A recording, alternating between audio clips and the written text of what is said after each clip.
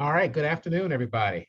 I've got three different clocks here. They all have 5 o'clock, although they're a little bit, one's a little faster than the other, one's a little slower than the other anyway. So welcome to our Dean's Lecture Series for the School of Health Professions. Today is our final installment for this year's series. And this year's series is really focused on skills beyond discipline-based expertise. And we've gone through 9 sessions since September of 2021, one per month.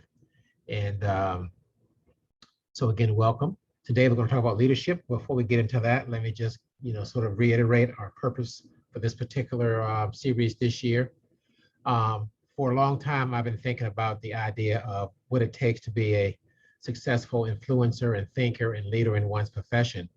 And since I've been at Downstate and even my previous institution, I've always maintained that that really, although we have a lot of school spirit and a lot of pride in the product that we present in terms of educational products here at Downstate and the clinical services on the hospital side, we think we do it better than most other institutions around. But the reality is that you could go to almost any accredited medical school, school of health professions, college of nursing, or school of public health or graduate school.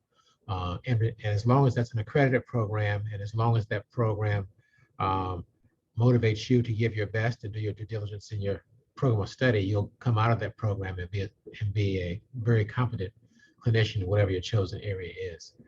So I've always endeavored, at least here at Downstate in my previous institution, probably over the past maybe 8 years or so, to try to ensure that we provide our students with something a little bit more than their clinical focus or their chosen area of study that they come to the institution for.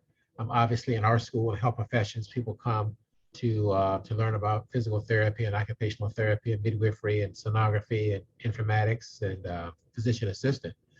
But I think in order to be a real thinker, leading thinker, influencer, and leader in those areas, you have to be more than just a really good clinician.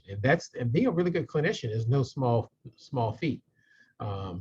It's a tall order, but I think you have to have some overarching skills, overarching leadership skills that give you that additional horsepower and career advancement potential to really be a standout in your field. If you look at most leaders, I think, in particular in the health field, they are experts in their chosen clinical areas, plus they have some additional skills that give them the ability to really be influencers and thinkers and leaders in their chosen disciplines.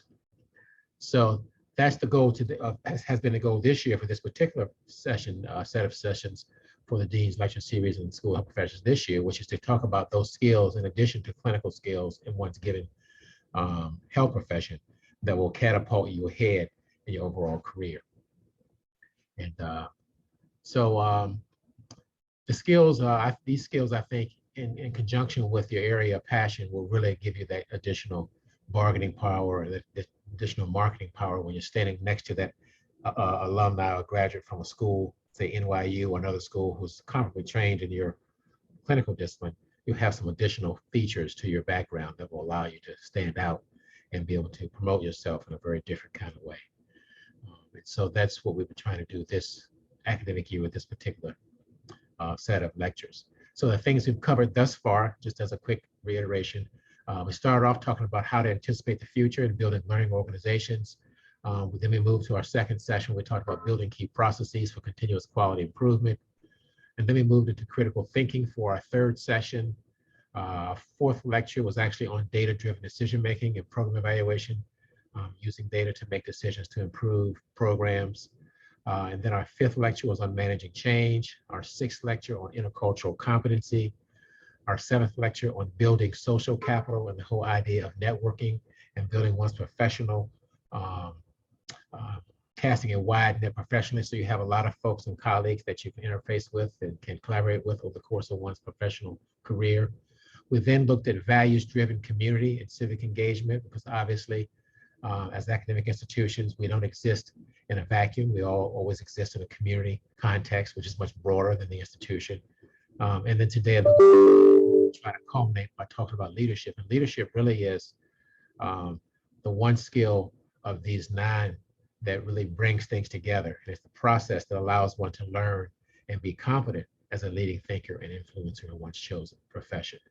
So we're going to jump into that. And as always, our usual approach, we take about 30 minutes or so, maybe a little less on the front end to kind of talk about the content. And then we have the second 30-minute segment that is designed for us to engage and make observations and answer questions and that kind of thing. So with that having been said as a backdrop, let's go ahead and talk about leadership now. We'll talk a little bit about some theories, some traditional leadership theories, very briefly, some values that I think should undergird whatever theory or theoretical orientation you use in performing as a leader, and then some foundational skills. And then we'll end with maybe giving you a preview of what I think the next School of Health Professions Dean's Lecture Series will address starting in the fall in terms of topic area.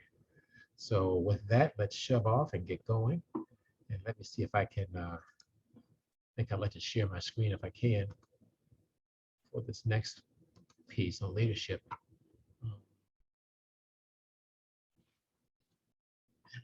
got it right there.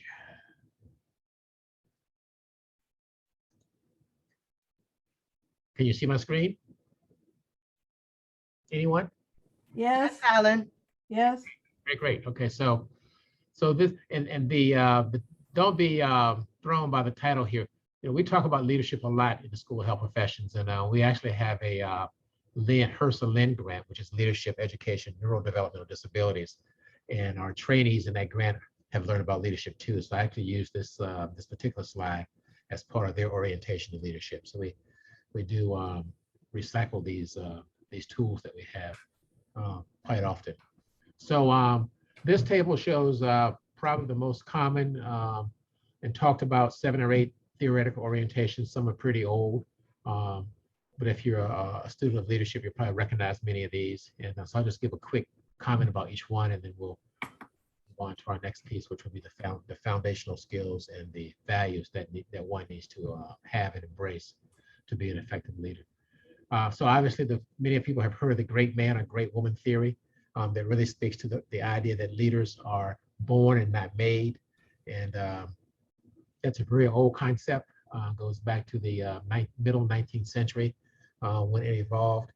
I don't so much subscribe to that because I think leadership can be developed, but there are people who are born and sort of have some innate ability to be good leaders. And as long as they refine that a little bit and develop that, they'll be great leaders.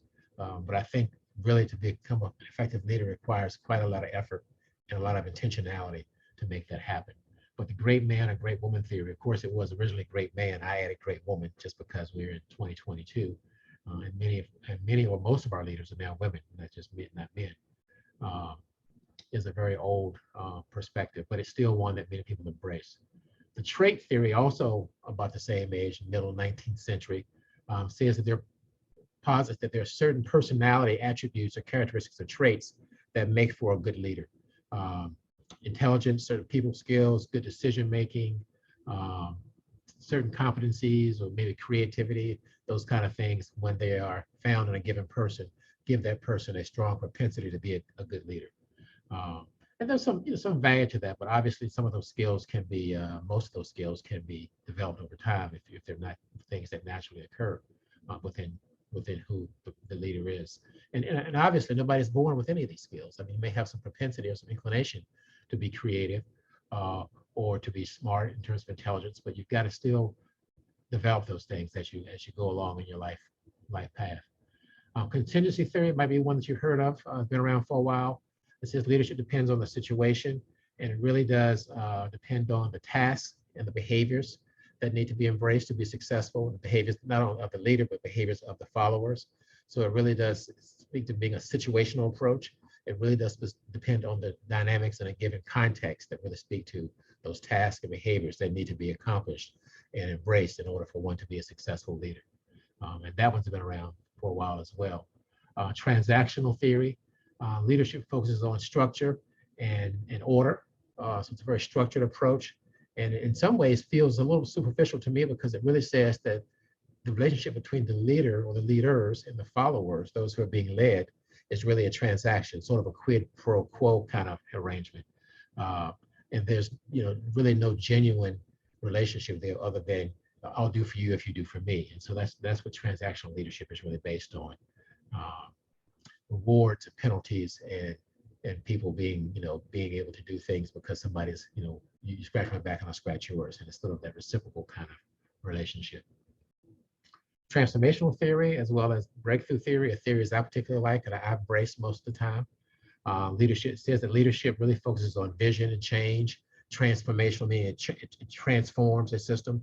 And we know that systems change over time. And so they're dynamic. They don't stay the same. They're not static. So it really does have a lot of face validity for me. And breakthrough leadership talks about breaking through the barriers that keep us from achieving our potential. So I group those together because they're very similar. But both of these approaches really deal with the fact that anybody within an organization can certainly be a leader. And everybody is encouraged to be a leader. People are encouraged to be the experts that they really are in their specific areas. And then they're also encouraged to lead by being a role model, by mentoring others and other persons looking to them for their expertise. And there's a really strong relationship of mutual admiration and respect between the leadership and the followers. And in this particular leadership approach is very much driven by vision. And the idea is that the leader gets everybody in the organization to really embrace the collective goals more than individual goals. So people begin to value the organization's overall collective goals and aspirations more so than their own individual goals and aspirations. So that really does allow people to transform and to work and function at a much higher level of abstraction in terms of the success of the organization.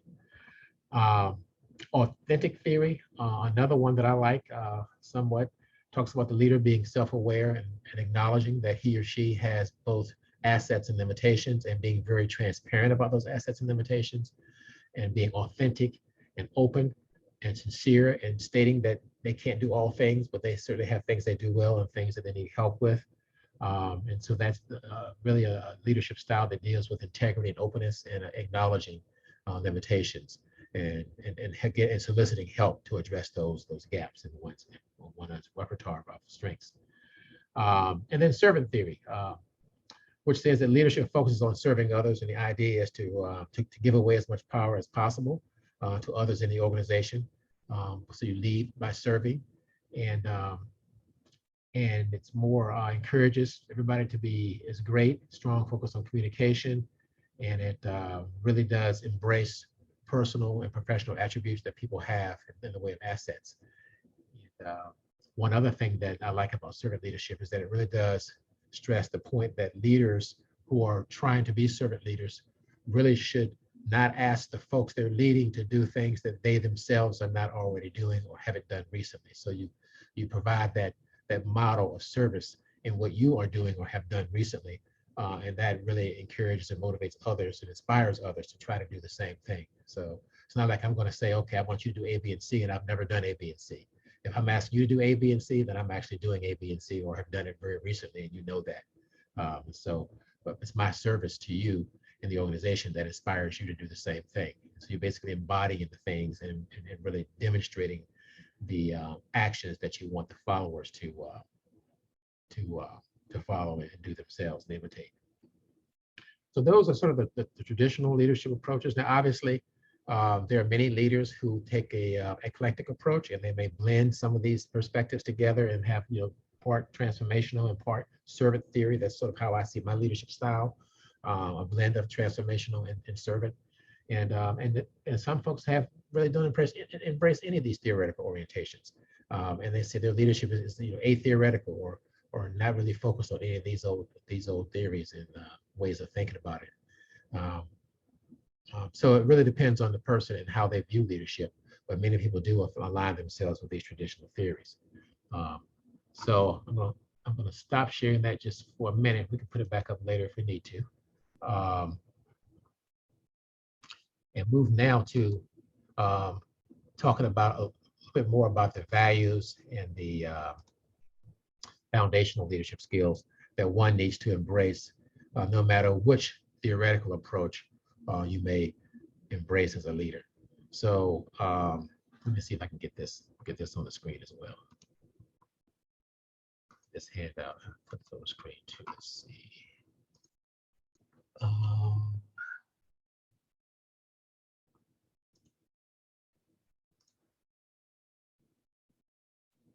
Okay, yeah. Again, you see at the top the reference to the Hersa Lynn project, where we had some conversation about leadership, where we're looking primarily at the two sections here, the values um, and the 8 foundational leadership skills. You can see that handout. Sometimes I talk about these handouts and people don't tell me they can't see it. So I assume you can see it. So when I think about leadership, not only do you have to have some conceptual or theoretical basis that sort of grounds your approach, i.e. the theories we just talked about, like transformational or servant or authentic, or some combination thereof in terms of a blended approach. I think it's also valuable to really consider yourself to be a leader who's value focused, or at least has some foundation in terms of the ethical principles, so that you function in a way that has integrity and that is likely to produce good results, in addition to a theoretical leaning that you embrace in terms of your leadership. And so I tend to fall back on the basic ethical principles that many of you may be familiar with if you're in the health profession: beneficence, non-maleficence, autonomy, justice, fidelity, and veracity, as being the values or the principles that one needs to be conscious of and to always have as a backdrop in terms of how they operate as a leader.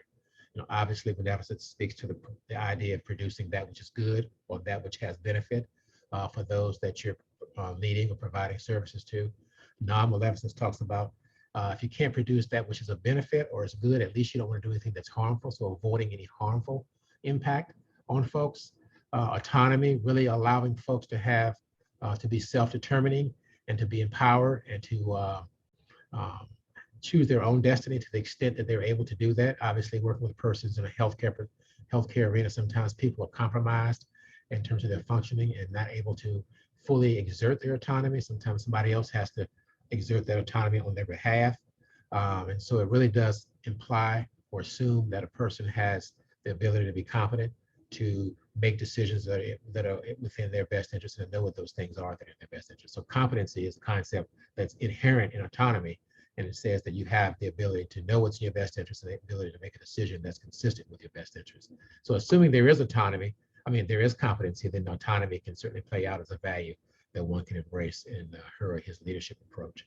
Autonomy also assumes that that your exercise of autonomy or self-determination doesn't encroach on somebody else's autonomy or self-determination. So you can't be so empowered that you're smothering other people's autonomy. Justice really speaks to the idea of resource allocation, and we want to allocate resources in a way that offsets disadvantage, which is what health equity is all about. It's not about giving everybody the exact same portion of service.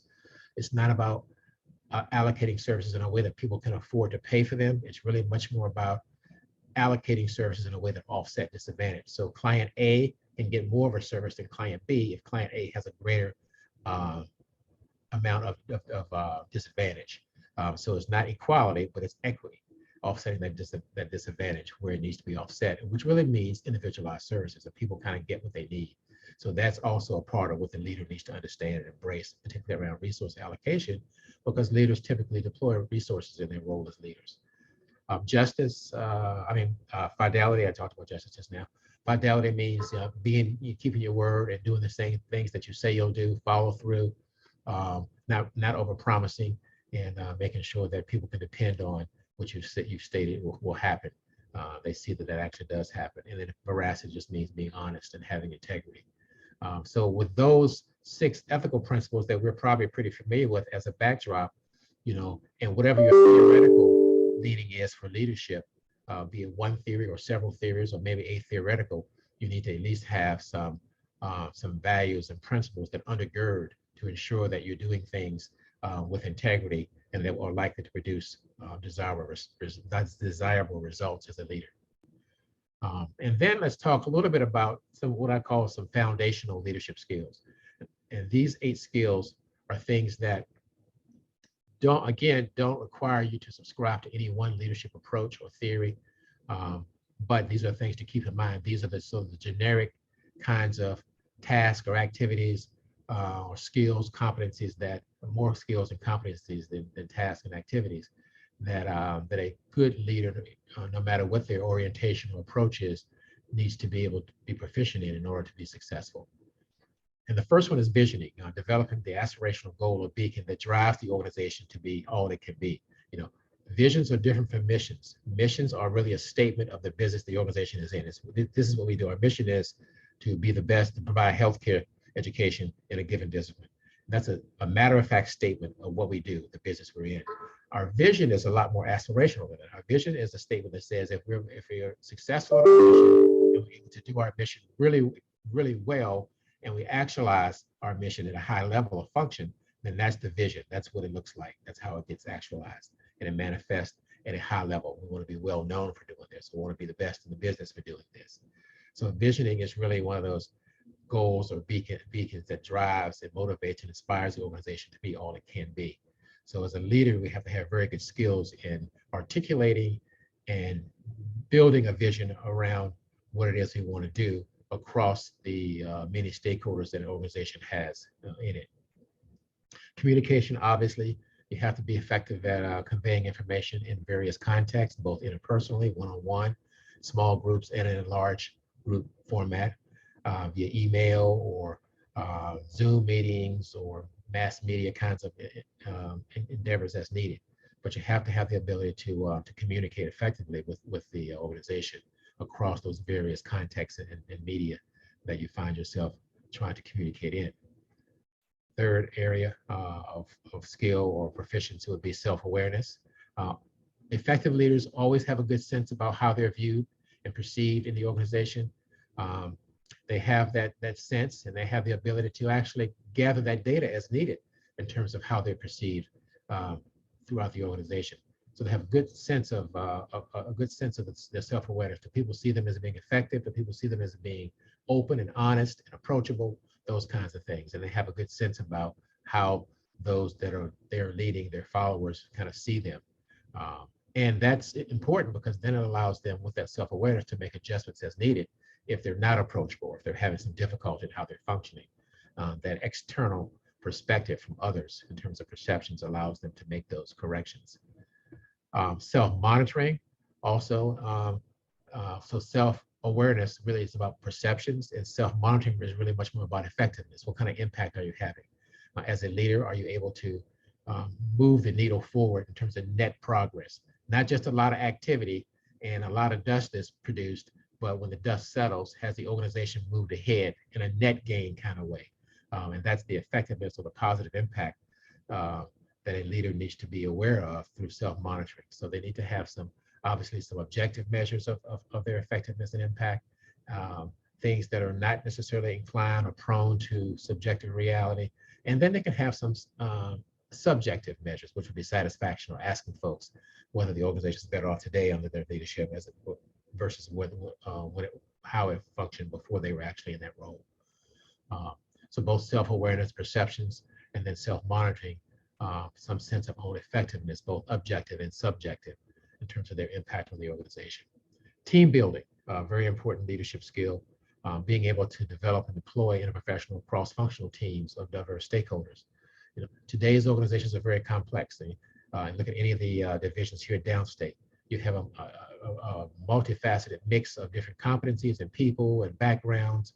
And so you have to be able to bring that team together and maximize that in a synergistic kind of way, so that the output is of the whole, the team is greater than the sum of the parts.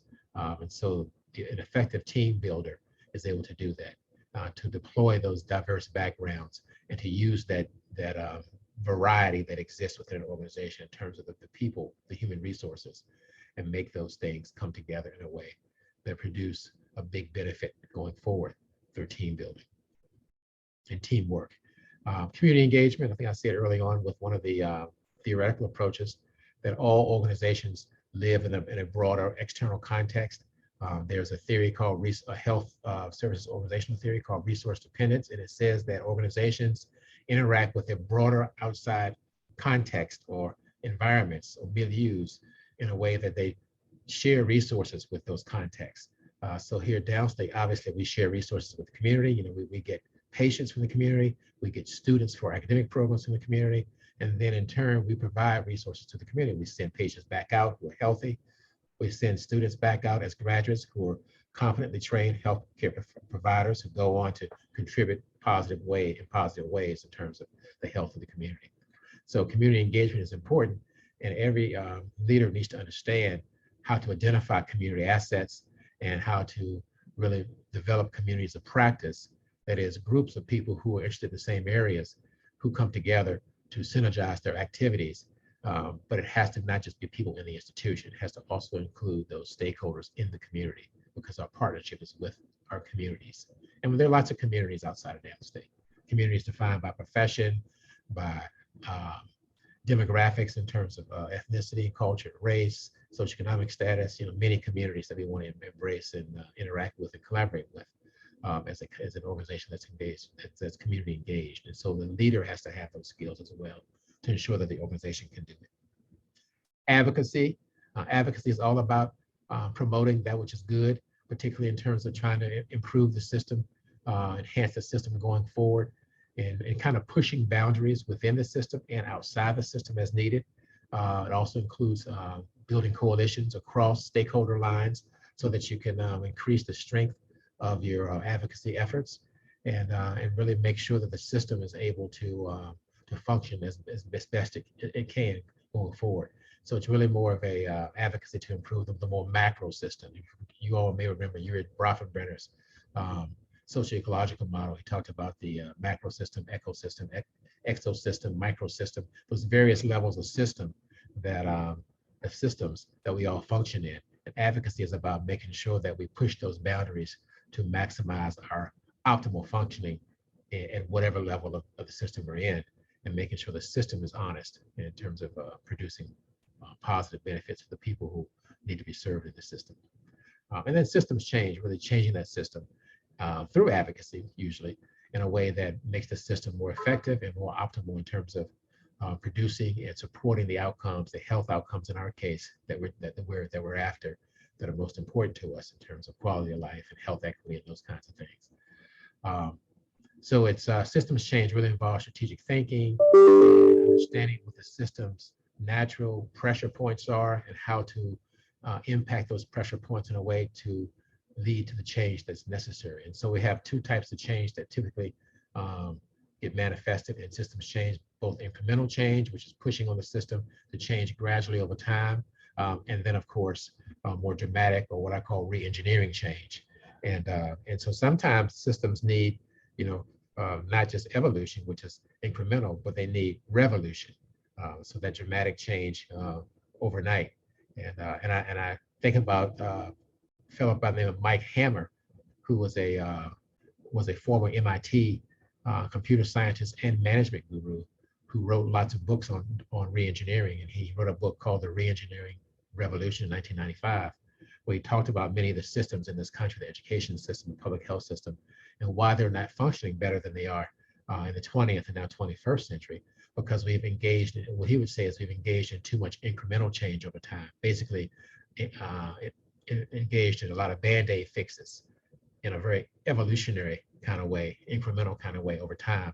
And that at sometimes you have to say, in some situations or instances, you have to say, okay, let's be more revolutionary. Let's stop putting the Band-Aids on and let's re-engineer this system in a way that really does dramatically improve it right now, going forward. And so systems change can be either the incremental approach, the evolutionary approach, or that revolutionary re-engineering kind of approach. And I think Mike Hamner had some good points, depending on the nature of the situation that you're in. Sometimes it does require that dramatic revolutionary re-engineering kind of approach. Not always does incremental change accomplish what you need. Okay, so let's see where we are. I think I've hit the highlights in terms of leadership. I'll start off giving a little bit of a backdrop on why we have focused this year on skills beyond discipline-based expertise. Did a quick overview of some of the traditional leadership approaches and theories, then talked about some of the values that we need to embrace, obviously, if we're going to be good leaders, also known as ethical principles, those values, and then those 8 foundational skills that we just covered a few minutes ago.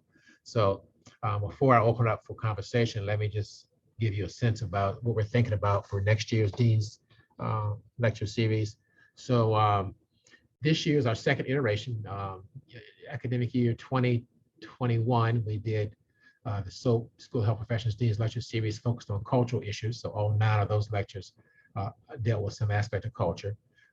this past year, including today's lecture, have dealt with these skills beyond discipline-based expertise that can allow one, if they become proficient in these skills, to be leaders and strong influencers in their given fields and leading thinkers.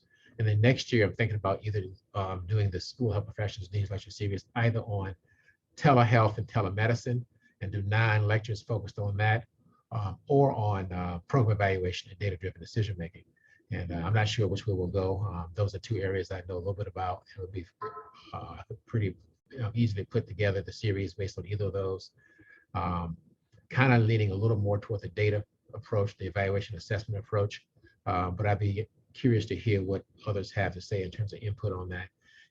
For example, if we did do the evaluation, the data-driven decision-making approach, we cover such topics as defining the program within a data or evaluation kind of way, building a culture of data. Culture of data in assessment. Talking about theory of change for programs, because you need, as you evaluate programs, the program has to be clear on what its theory of change is that makes them think that it's going to produce desirable outcomes. Formative versus summative evaluation and assessment. Evaluability assessment, which is the concept that looks at when an organization is really ready to be exposed to heavy duty impact and outcome evaluation, because not all organizations can be ready given their overall developmental stage for that kind of evaluation rigor. Objective versus subjective evaluation measures, outcome management systems and how you build those, benefit cost analysis, culture and evaluation and assessment, and using program evaluation to improve programs. And that's the whole point of program evaluation, is to have data to make the program better. So how you close that loop between having the data that you collected to support improving this program and then feeding that back into a program that's actually stronger because of having that data available. So that's how the evaluation assessment, data-driven decision-making set of lectures could play out. I haven't yet put together the companion subtopics for the telehealth, telemedicine one, but I will soon begin to do that. And again, if you all have a preference for either of those 2 topics, let me know. And with that, let me open up the floor and see if there are any comments, observations, critiques, points of agreement, disagreement, or whatever, based on what I talked about just before last minute or so, which is the leadership, which is the last of our skills beyond discipline-based expertise conversation. Hi, Alan. I'm just reading from the chat. Dr. Shirley Gerard put in a couple of questions. Dr. Gerard is here. Yep. Yeah, she's okay. I see. She's still here. So our first question is, what about alignment of management and leadership theories, the similarities and the differences? So leadership and management are different. People often confuse them. It's often said that leaders do the right thing and managers do things right. So leadership is really about setting the big picture vision and the expectation for the direction that the organization is going to go in. Managers are much more operational in their focus and much more day-to-day in how they function, and they're really into charting the course.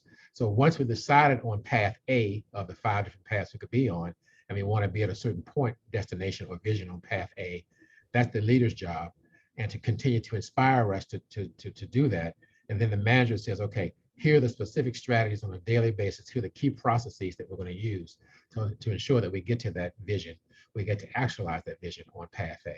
And so they should be aligned. So management theory is a different can of worms, but there are some similarities in terms of leadership and management.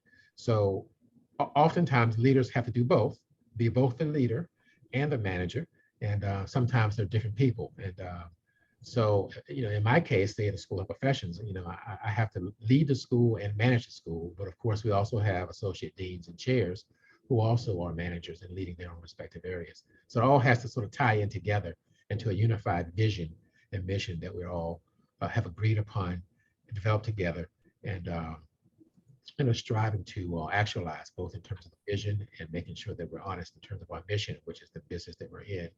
And that those management approaches, now I tend to align more with management approaches that are much more focused on key processes, because of my background in continuous quality improvement and total quality management, Japanese management, you may call it, Deming and Duran from the 50s, 60s, and 70s.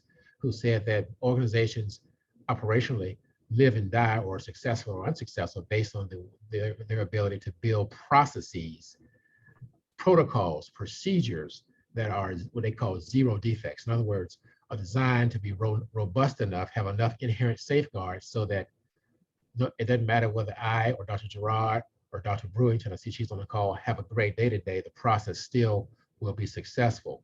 You know, organizations oftentimes live and die because they don't build these processes in that kind of way. It really requires on Jane Doe or Johnny X having a superhuman day for the process to go well. And we know as human beings, it's not going to happen. So you build those processes, those procedures, those protocols that are the operational definition of how we get our work done with enough built-in robustness and safeguards so that they don't fail no matter what kind of day I'm having or the next person is having. So that's how I tend to think about management approaches, focusing on those key processes, and then that fits into whatever leadership approach the person wants to subscribe to, whoever is doing the leading of the organization. Now I know I've said a lot right there, but Dr. Gerard, let me know, comment on that, and let me know what you think. You want me to say more about or less about? Or... Yeah, I think sometimes it's difficult to differentiate because a lot of times people do both, especially in given roles, and there's leaders that may not have that role. The other issue, I think, and something that we face in academia, I think several people on the call, many of them are in academia in one way or another, are issues related to shared governance. Yeah. Where you know, people will consider themselves leaders, and it's also sometimes it's institutionalized. For example, in academia, the deans as managers are not the authorities on the curriculum. It's really the faculty. Yep. And so and I think that's a challenge, because sometimes the deans are also have expertise in the curriculum. So how do you assure that sort of self-governance, I think, is really a particular interesting thing in academia. Well, it's a check and balance, I think, and you say, and you have to have a spirit of being willing to share. Now, in the School of Health Professions, in my specific case, my base clinical discipline is not actually represented in the portfolio of professions of my school. So I don't have the difficulty of overthinking the curriculum or micromanaging the curriculum decisions in any of the disciplines, because I'm not the expert on those disciplines, and the faculty are far more expert as members of those disciplines than I am. You know, so but it's different. I think about Dr. Escalera in School of Nursing. She is a nurse, and of course, all their disciplines are nursing focused, and so that becomes, you know, somewhat difficult for her maybe. I don't have that same difficulty, and I'm more of a servant leader. So servant leaders, under servant and transformational servant leaders, really do like to give away power and share power, and so with shared governance, you know, that works well with how I sort of see the world from a leadership perspective, because I'm serving as a leader, and of course, my management approach is also, you know, much more process focused, like as I said just a few minutes ago. But so it all depends on how that plays out within a given situation, I think. But I think the key is to be flexible and to understand those dynamics and be willing to give and take as needed, so that everybody can be empowered and be all they can be to make it work well in a collaborative kind of way. So yeah, great question though. Yeah, and you know, leadership and management are similar but also very different in terms of the scope of the level of abstraction that you're functioning at. You know, obviously management is much more day-to-day and operational. Leadership is much more aspirational and long-term. And you need both for the organization to be prosperous and fully functional. Franchon, you said there was another comment in the chat. Yes, there's another question from Dr. Gerardo as well. Okay. The second question is, how do you assess leadership? How do you assess management? How do you hold leaders and managers accountable? Yeah, the way you assess it, the way you assess anything else in terms of leadership management, you ask the folks who are the key stakeholders. And so, you know, you can do that obviously in various ways, you know, surveys, formally, informally, qualitatively, you know, by having, you know, conversations or focus groups. And I think any leader or manager who wants to be effective and sustain their success in those two capacities, it would behoove them to really be focused on understanding how they're perceived, that whole self-monitoring and being aware of how you're viewed by the followers or those that are your customers. It's an ongoing process. It needs to be systematic and intentional in terms of how you collect those data. Here in health professions, we have the now we have the new Dean's chat with faculty and staff. I'm pretty transparent and ask for feedback from folks whenever they want to give it to me.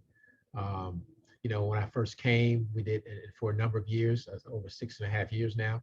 We've done an organizational and climate assessment annually to see how the organization is functioning and how things like decision-making and communications and leadership and management processes are playing out based on the perceptions of people in the organization. And then what I did was put together a group called the Organizational Development Committee that was responsible for looking at those data on an annual basis and addressing the areas where we need to improve by putting forth proposing strategies to improve those areas. So that's one way to do it. But the key is you have to have your finger on the pulse and have to have basically that ongoing feedback. And you can't be thin-skinned and worried about what people say. You have to know what people are thinking, and good, bad, and indifferent, because it's all about continuous quality improvement and trying to get better and not take it personally. So there are different approaches, but you have to do it systematically, whatever you're going to do, in terms of gaining that feedback from the organization in whatever form or format that seems appropriate.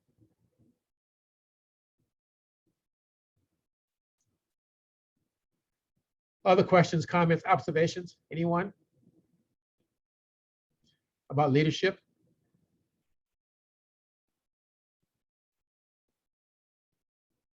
Dr. Gerard always throws some nice questions into the mix and some thought pieces that make us think. Anybody else have anything you want to add into the mix for us to chew on and engage about? There may not be an actual right or wrong answer, but something for us to consider. Anyone? Hi. Hey, Mark. How are you, Doctor? Go forward, sir. So, throughout my career in the police department, starting out as a police officer, I've had many different types of supervisors, and eventually I became a supervisor years later.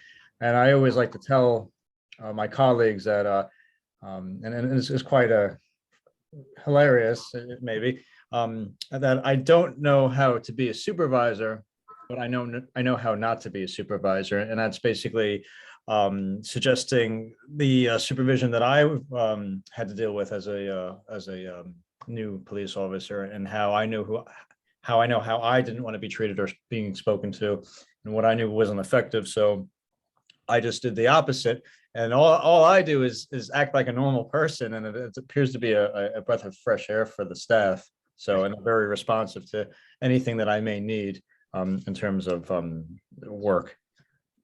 Yeah, absolutely. And by the way, this is now Dr. Mark Schwartz. Just recently got his DNP, is that correct?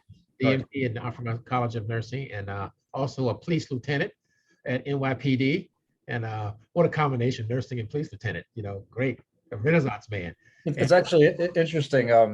When I went to nursing school, so I went to nursing school with 5 years on as a police officer, and becoming a nurse actually made me a much better police officer, because I've developed a skill of active listening and understanding why people are calling us for various assignments. And a lot of the times I didn't have to use any of the tools on my belt for compliance. It's really just about speaking to someone and understanding them and having that connection.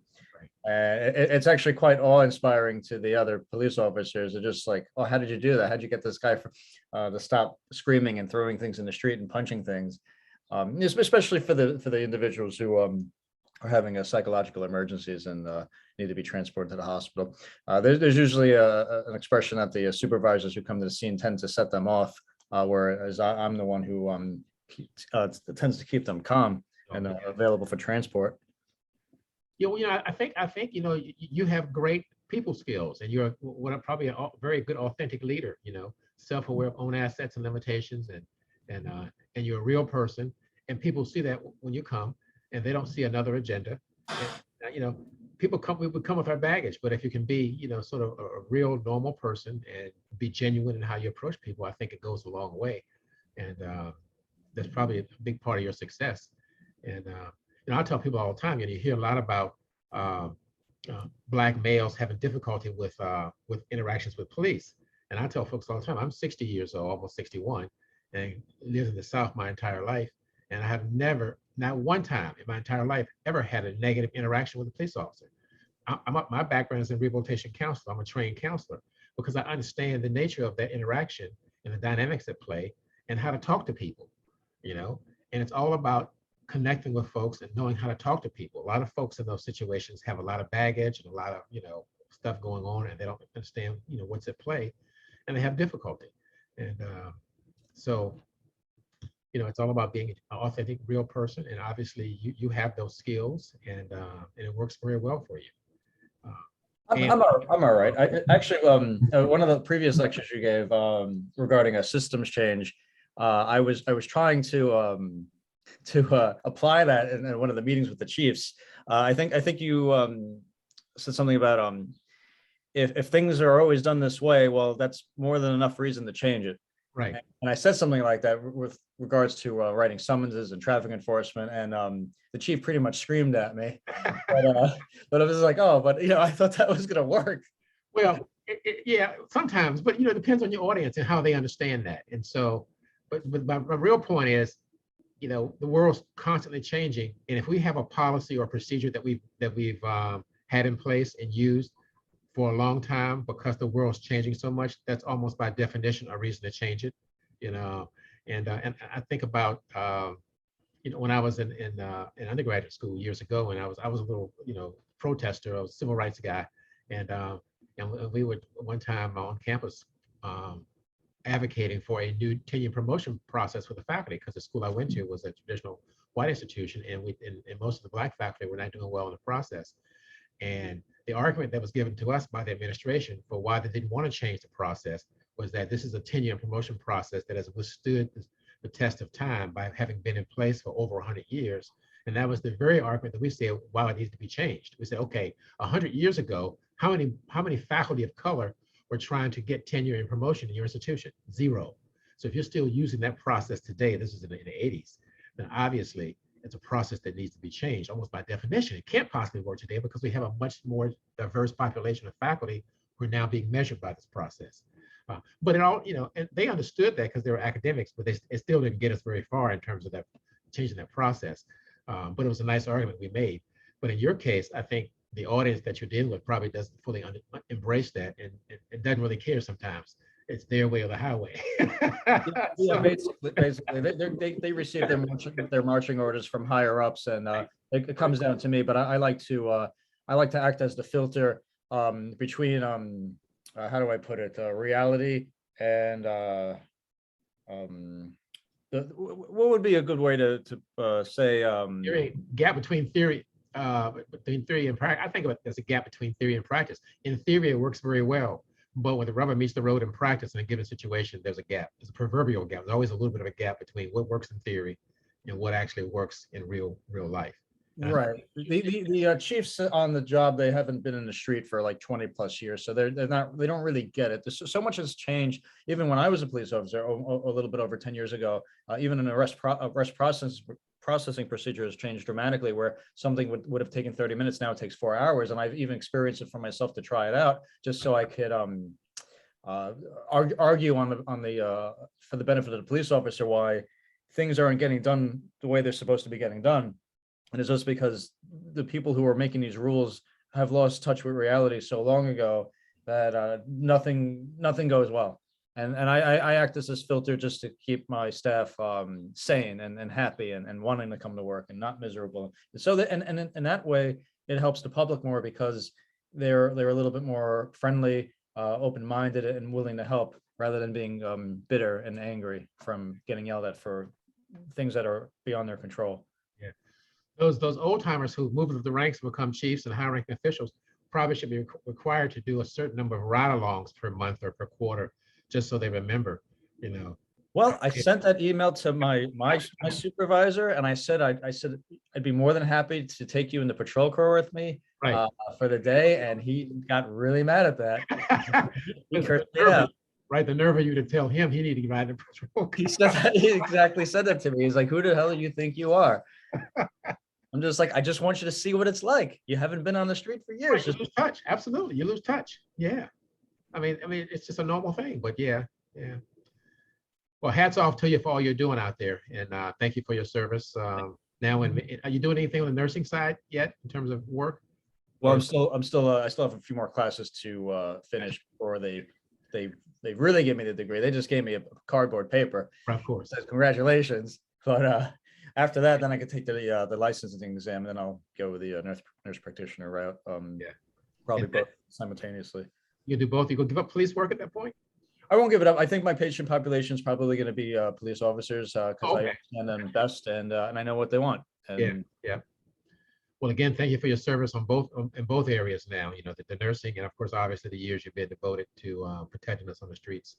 There's a lot to be said for that. I once was going to be a police officer myself back in the mid '80s when I was in Richmond, Virginia, and I had gone so far as to go through the entire approval process and had a date to be sworn in at the academy. But my family was so against it. They said, go to graduate school instead. Don't be a police officer. I think they made the right choice. Well, I don't know. I think, I often think about how my life would have been different if I'd gone pursued the police route. But anyway, all very interesting. But I have a lot of respect for first responders and in terms of folks out there putting their lives on the line every day to keep us safe. So it's a great job.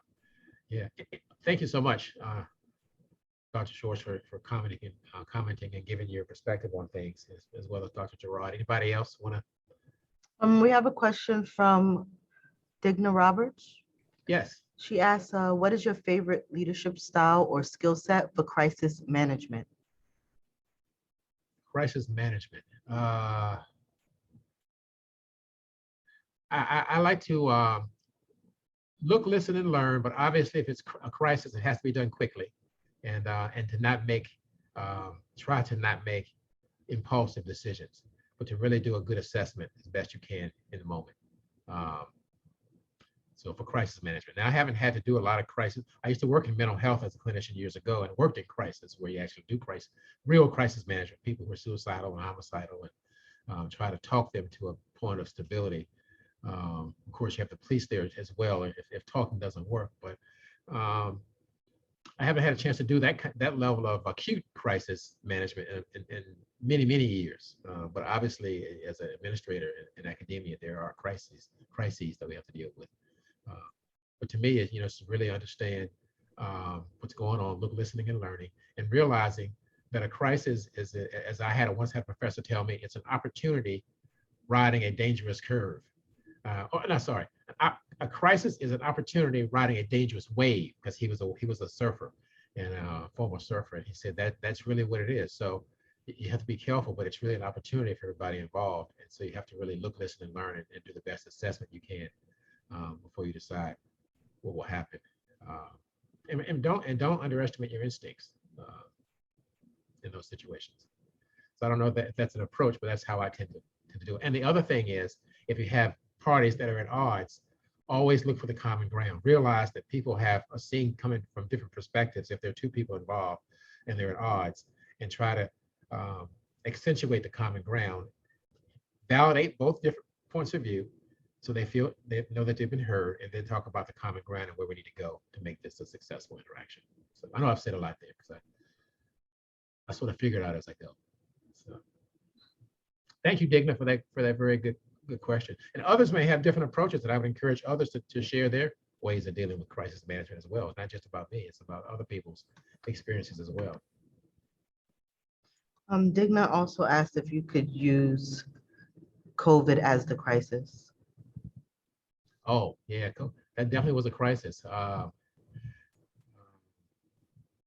Yeah, so I don't know that would change anything I've said. It did come unexpectedly. Nobody anticipated it, and here we were, and so we had to, it was an opportunity because we learned a lot of positive lessons through COVID, but it was a very dangerous wave. We also suffered some very devastating consequences in terms of the loss of life and those kinds of, the hits that our economy took and those kinds of things with it. But I don't know that I changed my approach that I just articulated based on the crisis being COVID. Everything is either glass half full or half empty or both. And so I always look for that silver lining if I can, or what's going to be the lesson learned or the redeeming factor that we'll take away from this, even if we have to go through some hardship. Try to embrace that approach. Thank you, Digna. One thing that you might talk about is how do you as a leader and a manager, these have been incredibly stressful few years.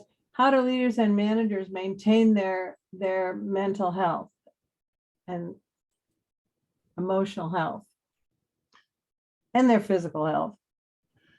Is that a question for me, Shirley?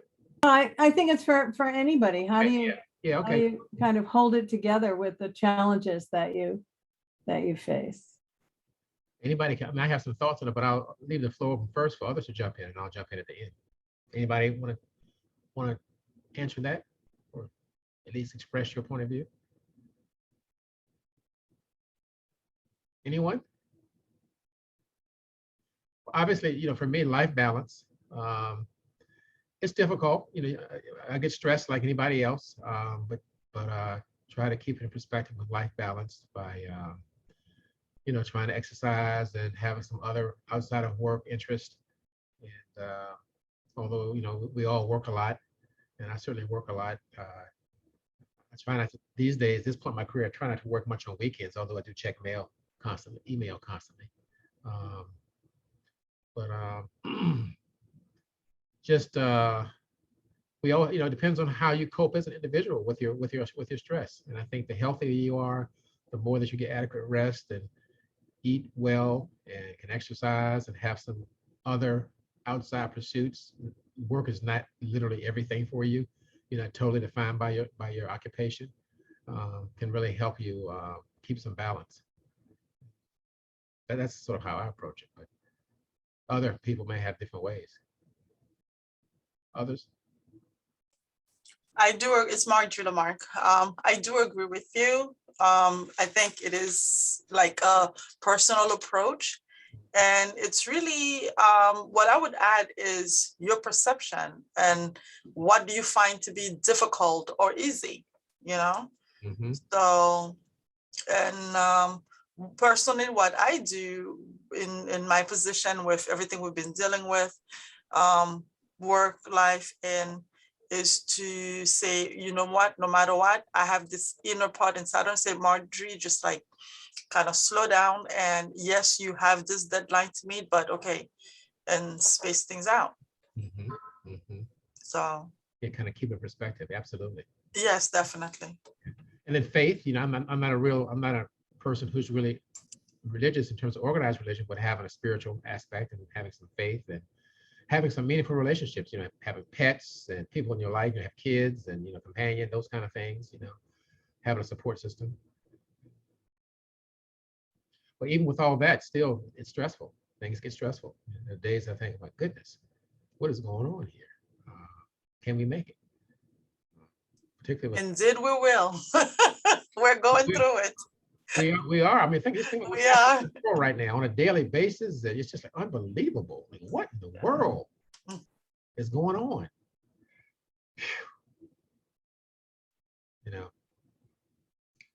Yeah, trying to keep it in perspective and staying focused on things you can change. Some things you can't change.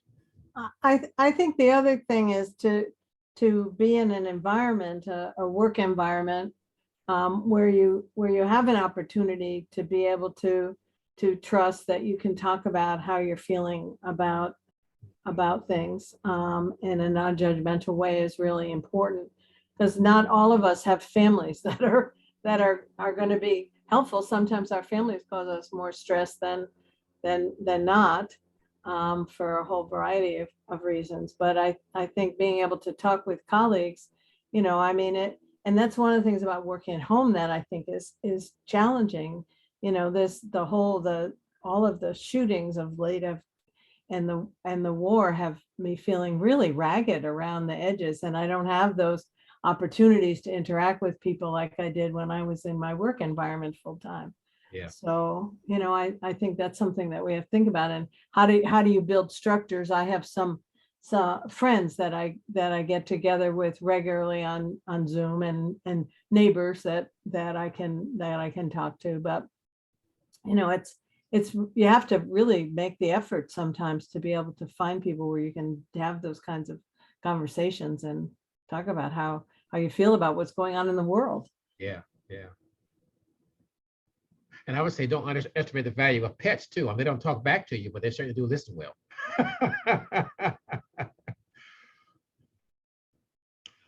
Yeah. Unless it's a cat. My cat does not listen to me very much. Nor do the squirrels that are chewing up all my boxes. Yeah, true. Yeah. Yeah. So, well, we're at our end of time. Any final comments from anyone?